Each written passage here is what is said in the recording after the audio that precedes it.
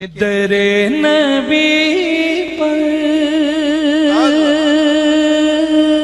پڑا رہوں گا، پڑھیں گے رہنے سے کام ہوگا۔ نحمده ونصلي ونسلم على رسوله الكريم وعلى آله وأصحابه وأهل بيته أجمعين. الصلاة والسلام عليك يا رسول الله، الصلاة والسلام عليك يا حبيب الله، الصلاة والسلام عليك يا شفيع المذنبين وعلى آلك وأصحابك يا رحمة للعالمين. بعد حمد و صلاح سامعین و ناظرین، یہ فقیر نجم الدین نقشبندی مجددی اشرفی مدرسہ عربیہ فیضان مصطفیٰ متصل سرائی جان محمد مسجد لاہوری محلہ لاڑکانہ سے آپ سے مخاطب ہے۔ میبزی کا درس چل رہا تھا، 38 دروس جو ہیں وہ گزر چکے، آج 39 جو ہے وہ 39واں نمبر درس ہے۔ گزشتہ درس میں توجیہ بیان کی تھی صاحب محاکمات علامہ قطب الدین رازی کی، اس بات پہ کہ حیولہ اور صورت جسمیہ کے جو مباحث ہیں یہ الہیات میں سے ہے۔ ان پہ توجیہ بیان کی تھی صاحب محاکمات نے، وہ یہ بیان کی تھی کہ جو حیولہ اور صورت جسمیہ کے احوال ہیں، جن احوال کے ساتھ اس میں بحث کی گئی ہے، مذکورہ جو بحث ہے، ان کا تعلق مادے سے نہیں ہے، یعنی چاہے حیولہ کا تعلق ہو، اس کے احوال کا تعلق ہو، یا صورت جسمیہ کے احوال کا تعلق ہو، کیونکہ یہاں پہ ان کے وجود اور عدم وجود کی بات کی گئی ہے، مادے کی یعنی حیولہ کے اس بات کی، یا صورت جسمیہ کی، یا ان دونوں کے تلازم کی بات کی گئی ہے۔ اور ان تینوں چیزوں کا تعلق جو ہے وہ نہ وجود خارجی میں نہ وجود ذہنی میں مادے کے ساتھ جو ہے مادے کی کو محتاج ہو، تو لہٰذا یہ احوال مادے کے محتاج نہیں ہیں، نہ وجود خارجی میں نہ وجود ذہنی میں۔ اس لیے جو احوال مادے کے محتاج، اشیاء کے احوال مادے کے محتاج نہیں ہوتے، نہ تعقل میں نہ وجود خارجی میں، تو وہ الہیات میں سے ہوتے ہیں۔ لہذا یہ توجیہ بیان کی تھی کہ یہ جو حیولہ اور صورت جسمیہ کا بحث ہے یہ الہیات سے تعلق رکھتا ہے، اس کے اوپر جو ہے یہ توجیہ بیان کی تھی علامہ قطب الدین رازی نے۔ یہ بحث جو ہے یہ گزشتہ درس میں جو ہے ہم نے بیان کیا تھا۔ آج کے درس میں اس توجیہ کو جو علامہ قطب الدین رازی کی توجیہ ہے، صاحب جو ہے کتاب یعنی علامہ میبزی رحمۃ اللہ تعالی علیہ، ان کی اس توجیہ کے اوپر اجارہ فرمائیں گے، اعتراض کریں گے، پھر اپنی طرف سے دوسری توجیہ بیان کریں گے، یعنی ان کی توجیہ کے اوپر اعتراض کریں گے اور پھر اس کو غلط قرار دے کے اور درست توجیہ جو ہے وہ آپ بیان کریں گے۔ تو سب سے پہلے ہم کتاب سے عبارت پڑھ لیتے ہیں، اس کے بعد جو ہے اس بحث کو سمجھتے ہیں۔ بسم اللہ الرحمن الرحیم۔ اقول هذا الكلام مبنی على ان الالہ علم باحوال اشیاء لا تفتقر تلك الاحوال في الوجودین الى المادة، والظاہر من عبارة اکثرهم انه علم باحوال اشیاء لا تفتقر تلك الاشیاء في الوجود الخارجی والتأقل الى المادة، فتوجیہہ حینئذ ان یقال لا شبہۃ فی ان الحیولہ تفتقر فیہما الیہا ولا في أن الصورة لا تفتقر إليها في التأكل، وأما أن الصورة لا تفتقر إليها في الوجود الخارجي فلما بينوه من أن الحيولة مفتقرة إلى الصورة في الوجود والبقاء، بس صورة مفتقرة إلى الحيولة في التشكل دون الوجود لئلا يلزم الدور۔ یہاں تک تو سب سے پہلے جو ہے اب جو صاحب محکمات نے توجیہ بیان کی تھی تو اس کے اوپر پہلے اعتراض کریں گے۔ تو صاحب محکمات نے جو توجیہ بیان کی تھی کہ جو احوال ہیں حیولہ کے اور صورت جسمیہ کے، تو ان کا جو ہے وہ محتاج نہیں ہے نہ وجود خارجی میں اور نہ وجود ذہنی میں مادے کے، تو اس کے اوپر جو ہے پہلے اعتراض کریں گے۔ تو آپ ارشاد فرما رہے ہیں اقول، میں کہتا ہوں، ھذا الکلام، یہ جو کلام ہے، مبنی، یہ مبنی ہے، علی، اس بات پہ، ان الالہی، کہ تحقیق جو الہی ہے، علم باحوال اشیاء، ان اشیاء کے احوال کا جاننا ہے، لا تفتقر تلک الاحوال فی الوجودین الی المادۃ، جو نہیں محتاج ہوتے وہ احوال دونوں وجودوں میں مادے کی طرف۔ آپ بیان فرما رہے ہیں کہ جو توجیہ بیان کی اوپر صاحب محکمات نے، ان کے ظاہری کلام سے یہ بات معلوم ہوتی ہے کہ جو یہ مادے و صورت کی جو بحث ہے، جو آپ نے اس کو الہیات میں سے ہونے کی جو توجیہ بیان کی، اس کے اوپر یہ اعتراض بنتا ہے کہ آپ کی توجیہ سے یہ چیز معلوم ہوتی ہے کہ یہ ان اشیاء کے احوال کا جاننا ہے جو وہ احوال دونوں وجودوں میں جو ہے مادے کی طرف محتاج نہیں ہوتے۔ حالانکہ پھر آگے آپ ارشاد فرمائیں گے، حالانکہ احوال کی بات اور ہے اور مادے اور صورت کی بات اور ہے، ان کی بات اور ہے، ان کے احوال کی بات اور ہے۔ آپ کے کلام سے یہ چیز معلوم ہو رہی ہے کہ ان کے احوال جو ہیں وہ تعقل اور جو ہے وجود خارجی میں مادے کی محتاج نہیں ہیں۔ والظاہر، اور من عبارت اکثرہم، اور ان اکثر جو حکماء ہیں، حکماء مشائین ہیں، ان کی عبارت سے جو ظاہر ہے وہ یہ ہے کہ انہ علم باحوال اشیاء لا تفتقر تلک الاشیاء فی الوجود الخارجی والتعقل الی المادۃ، کہ وہ اشیاء، ان اشیاء کے احوال کے جاننے کا نام ہے کہ لا تفتقر تلک الاشیاء فی الوجود الخارجی والتعقل الی المادۃ، کہ وہ اشیاء جو ہیں وہ محتاج نہیں ہوتی ہیں وجود خارجی میں اور نہ تعقل میں، یعنی وجود ذہنی میں طرف مادے کے۔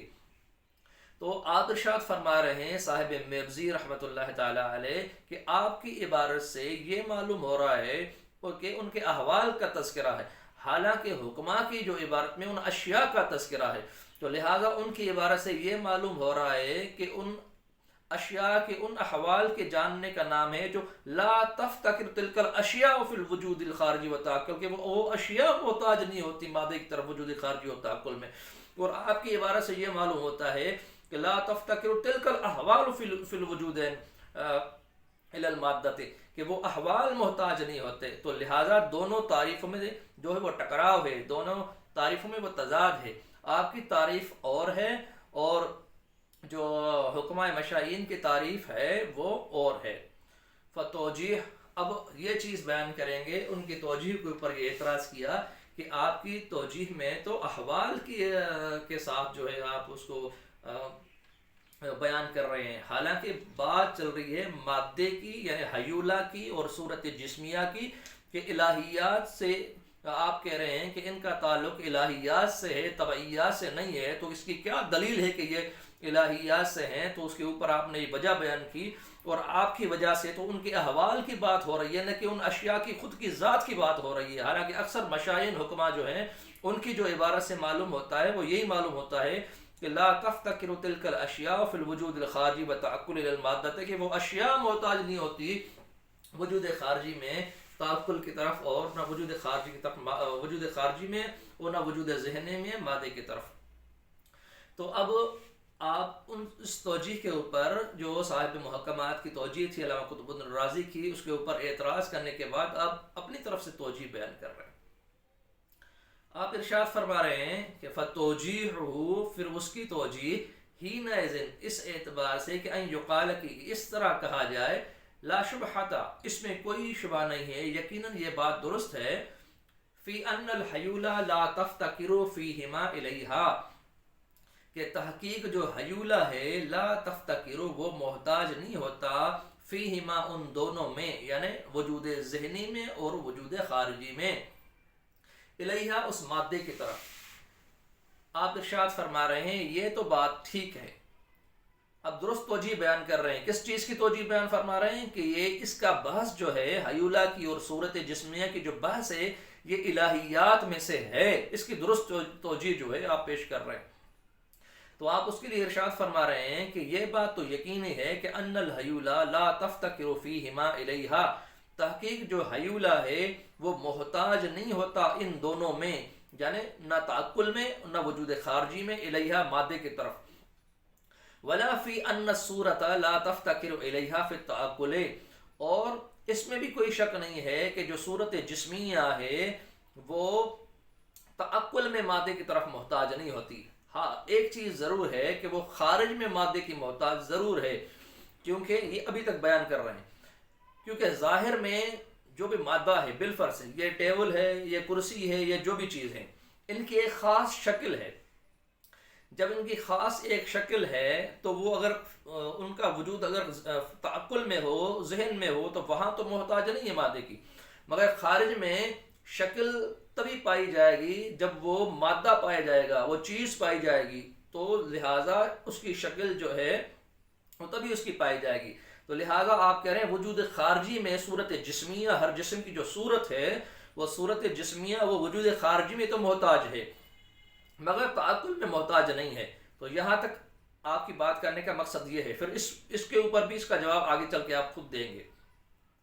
وَأَمَّا أَنَّ الصُّورَةَ لَا تَفْتَقِرُ إِلَيْهَا فِي الْوُجُودِ الْخَارِجِ، اور بہرحال رہی یہ چیز کہ صورت جو ہے یعنی جو صورت جسمیہ ہے لا تفتقر الیہا فی الوجود الخارجی، نہیں محتاج ہوتی اس مادے کی طرف وجود خارجی میں، وجود خارجی میں مادے کی طرف محتاج نہیں ہوتی۔ آپ کی یہ بات باقی رہی، مادے کی محتاج ہوتی ہے صورت جسمیہ اور حیولہ یا نہیں ہوتی، یہ چیز ہے۔ تو حیولہ تو ہے ہی ہے، رہی بات یعنی صورت جسمیہ کی، حیولہ کو تو بالکل الگ کر دیا کہ جو حیولہ ہے نہ وہ تعقل میں محتاج ہوتا ہے نہ وہ وجود خارجی میں محتاج ہوتا ہے۔ باقی رہی صورت جسمیہ کی بات، وہ تو تعقل میں محتاج نہیں ہوتی، خارج میں تو محتاج مادے کی ہوتی ہے۔ تو باقی یہ بات رہی، اس چیز کو جو ہے نکالیں گے پھر ہی اس کا تعلق جو ہے وہ مادے کے علاوہ الہیات سے ہو جائے گا، تو اس چیز کو آپ خارج کریں گے۔ وَأَمَّا أَنَّ الصُّورَةَ لَا تَفْتَقِرُ إِلَيْهَا فِي الْوُجُودِ الْخَارِجِ، اور بہرحال تحقیق صورت جسمیہ جو نہیں محتاج ہوتی طرف مادے کے وجود خارجی میں، فَلِمَا بَيَّنُوهُ، پھر باعتبار اس کے جو اس کو انہوں نے بیان کیا ہے، من یہ کہ ان الحیولہ مفتقرۃ الی الصورۃ فی الوجود والبقاء، والصورۃ مفتقرۃ الی الحیولہ فی التشکل دون الوجود لئلا یلزم الدور۔ اس کا ترجمہ کرنے سے پہلے یہ چیز سمجھ لیجئے، آپ ارشاد فرما رہے ہیں جس طریقے سے حیولہ مادے کا محتاج نہیں ہے، نہ وجود خارجی میں نہ وجود ذہنی میں، اسی طرح صورت جسمیہ محتاج نہیں ہے مادے کی، نہ وجود خارجی میں نہ وجود ذہنی میں۔ آپ کا یہ اعتراض باقی رہا کہ جو صورت جسمیہ ہے وہ تو وجود خارجی میں مادے کی محتاج ہوتی ہے یہ چیز، اور تعقل میں تو ٹھیک ہے نہیں ہوتی، وجود خارجی میں ہوتی ہے، تو یہ بھی ہمیں تسلیم نہیں۔ کیوں؟ اس لیے کہ جو صورت جسمیہ ہے وہ وجود خارجی میں مادے کی محتاج اس لیے نہیں ہوتی کہ جو ظاہر آپ کو یہ جو شکل نظر آ رہی ہے ٹیبل کی، کرسی کی، تو یہ تشکل میں تو محتاج ہے مگر اپنے وجود میں محتاج نہیں ہے، یہ چیز بیان کر رہے ہیں کہ ایک ہے وجود خارجی میں محتاج ہونا، ایک ہے تشکل میں محتاج ہونا۔ تو صورت جسمیہ جو ہے اپنے تشکل میں مادے کی محتاج ضرور ہے مگر اپنے وجود میں جو ہے وہ مادے کی محتاج نہیں ہے۔ جب وجود میں دونوں چیزیں مادے کی محتاج نہیں ہے، نہ صورت جسمیہ مادے کی محتاج ہوئی تعقل میں اور وجود خارجی میں، نہ حیولہ ہی محتاج مادہ ہوا طرف جو ہے تعقل اور وجود خارجی، تو لہٰذا اس سے یہ معلوم ہوا کہ یہ جو بحث ہے حیولہ کا اور صورت جسمیہ کا، یہ علم الہی سے تعلق رکھتا ہے۔ اس لیے علم الہی سے تعلق رکھتا ہے کہ ان کا تعلق جو ہے وہ مادے کے ساتھ احتیاج کے طور پہ نہیں ہے، تو لہٰذا مادے کے ساتھ محتاجی کے طور پہ ان کے تعلق کا نہ ہونا اس بحث میں، کیونکہ اس بحث میں وجود اور عدم وجود کا ذکر ہے یا ان کے تلازم کا ذکر ہے، تو لہٰذا اس بحث میں یہ چیز معلوم ہوئی کہ ان کا تعلق الہیات سے ہے، طبعیات سے نہیں ہے، اس لیے اس چیز کو یہاں پہ لائے ہیں، اور اس چیز کو کہ یہ توجیہ ہماری درست ہے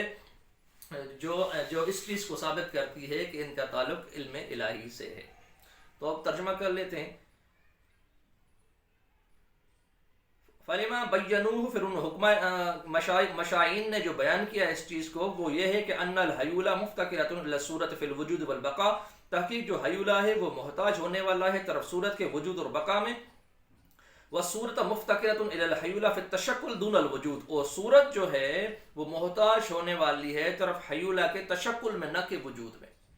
اس چیز کا جو جواب ہے جو آپ نے کہا کہ ان الحیولہ مفتقرۃ الی الصورۃ فی الوجود والبقاء، وہ یہ ہے کہ والصورت مفتقرۃ الی الحیولہ فی التشکل دون الوجود، کہ صورت جو ہے وہ تشکل میں محتاج ہے، وجود میں محتاج نہیں ہے۔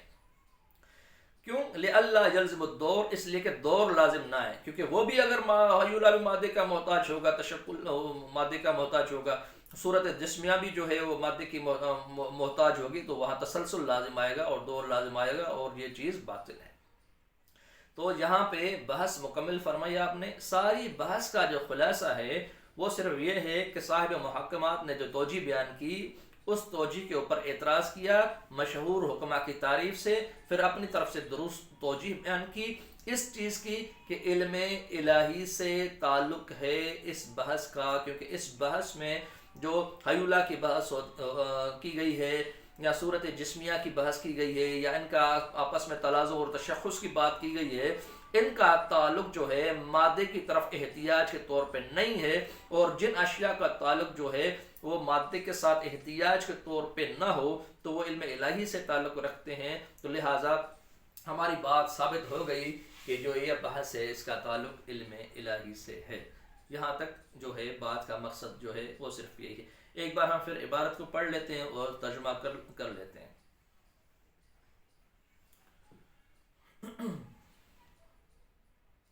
بسم اللہ الرحمن الرحیم۔ اقول هذا الكلام مبني على ان الالہ علم باحوال اشیاء لا تفتقر تلك الاحوال في الوجودين الى المادة، والظاہر من عبارة اکثرهم انه علم باحوال اشیاء لا تفتقر تلك الاشیاء في الوجود الخارجی والتأكل الى المادة، فتوجیهه حينئذ ان يقال لا شبهة في ان الحیول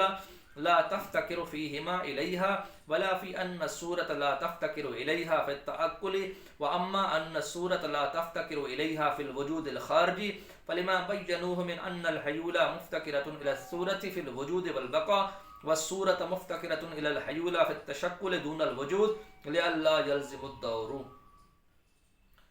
ترجمہ کر لیتے ہیں۔ میں کہتا ہوں کہ یہ کلام مبنی ہے اس بات پہ کہ تحقیق الہی ایسی اشیاء کے احوال کو جاننے کا نام ہے جو نہیں محتاج ہوتے وہ احوال دونوں وجودوں میں طرف مادے کے، اور ان حکمائے مشائین کی اکثر کی عبارت سے ظاہر ہے کہ تحقیق وہ ان اشیاء کے احوال کے جاننے کا نام ہے جو نئی محتاج ہوتی وہ اشیاء وجود خارجی اور تعقل میں مادے کی طرف۔ پھر اس کی توجیہ اس طور پہ کہ یوں کہا جائے یقیناً تحقیق حیولہ نئی محتاج ہوتا وجود خارجی اور وجود ذہنی میں طرف مادے کے، اور نہیں محتاج ہوتی اس بات میں کہ تحقیق صورت ولا فی، اور نہ اس بات میں کہ تحقیق صورت جسمیہ نہیں محتاج ہوتی اس مادے کی طرف تعقل میں، اور بہرحال تحقیق صورت جو نئی محتاج ہوتی طرف مادے کے وجود خارجی میں، پھر اس کو حکمائے مشاعین نے اس طور پہ بیان کیا ہے کہ تحقیق حیولہ محتاج ہوتا ہے طرف صورت کے وجود میں اور بقا میں، اور صورت جسمیہ محتاج ہوتی ہے طرف حیولہ کے تشکل میں نہ کہ وجود میں، اس لیے کہ دور لازم نہ آئے، تسلسل لازم نہ آئے۔ امید ہے کہ بحث کا خلاصہ آپ کو کلیئر ہو گیا ہوگا، عبارت آپ کی حل ہو گئی ہوگی، اس کا ترجمہ بھی جو ہے وہ حل ہو گیا ہوگا۔ پھر بھی اگر کوئی چیز آپ کو سمجھ میں نہ آئے تو آپ ہمیں کمنٹس کر سکتے ہیں۔ ہمارے چینل کو آپ سبسکرائب کریں، اور